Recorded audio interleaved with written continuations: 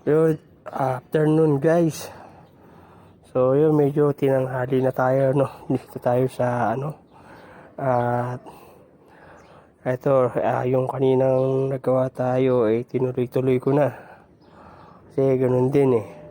So yung iba natin na masyado nung maberde yung tubig at saka madumi, eh pinalitan ko na ng tubig. So yung mga nakalagay doon, pinaglilipat na natin. So gaya nung naandun sa dalawa na yon, yung isa dito pala at saka yung nakalagay rito ay nilipat na natin doon sa nakaabang natin na naandun at saka yung naandito. So yung nakapwesto rito ng mga YKC, ayun na lahat. YTM, yung Yellowtail Mosaic natin andun na. Tapos pero bago ko sila nilipat, yung mga fry nila isinama ko na doon sa mga naunang batch ng idinrap ng mga female natin doon. So andun magkakasama na yun, ayun yung magkatabi na sila, bale yun yung mga breeder natin. Tapos ito yung mga fry natin na pinapalaki natin. Tapos yung feeder natin dito, nilinis na rin natin kasi sobrang green na, hindi na siya makakita.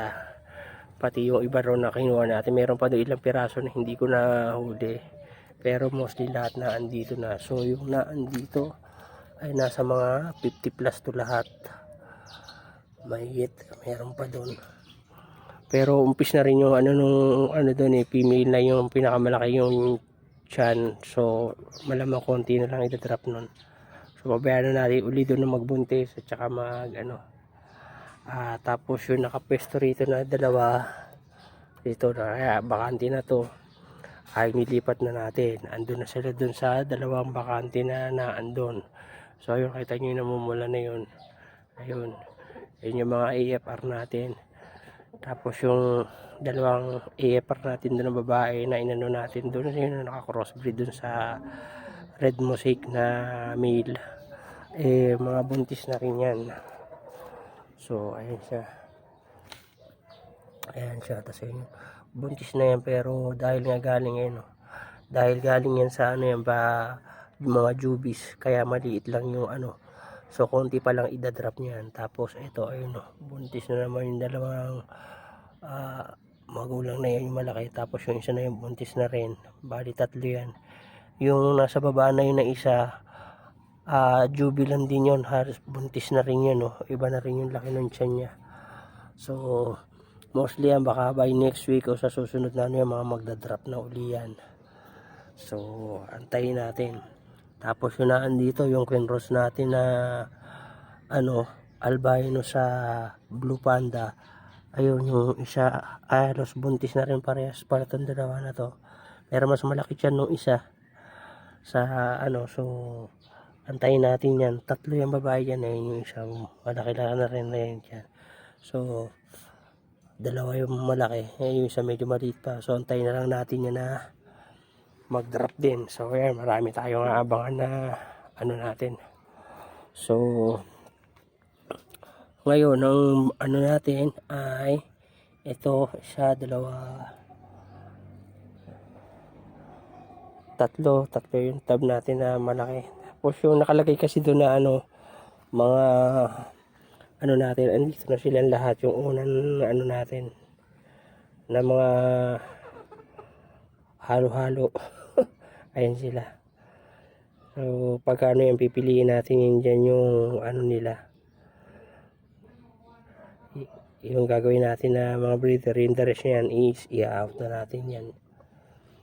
Tapos yung nakalagay dito, ito bago na itong tubig, kumuha tayo dun sa stock natin, stock water. Ito po yung lahat ng laman yan guys. Ayan, kita nyo, ayan sila lahat, ang dami yan guys. Ayan, makikita nyo, mahigit 100 yan. Dami po yan.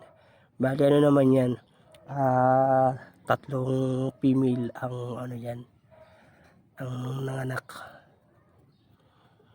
So although hindi pa full na nag-drop yung pinakamalaking female natin na kasama niya na yung dalawa, ginawa ko ay isinama ko na rin siya uli na andito na po.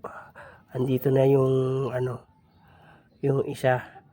Tapos kasi ano yun eh, yung isa na yun eh red mosaic yun. So sinama natin dito. So purong red mosaic to na andito natin. Dalawang female tsaka isang male. Pero hindi ko alam kung anong problema naman ito. Kasi yung male natin dyan ay nagtatago. Yun o. So parang nanghihina siya. Hindi ko alam kung anong dahilan niya. Bakit siya nanghihina. So pagka namatay yan, obliga tayo na kunin na lang yung nag-iisa natin magandang red mosaic doon na male. At i-ano natin rito para magkaroon tayo ng puro. So ayun guys, ayun na muna update natin. So ibabalik ko na yun doon, papunta rito. Tayo ano na kasi tanghali na rin pala. Tayo nagugutom na rin, pero doon pagod na. So hanggang dito na lang, maraming salamat sa panonood. Thank you for watching. Happy fish keeping. God bless.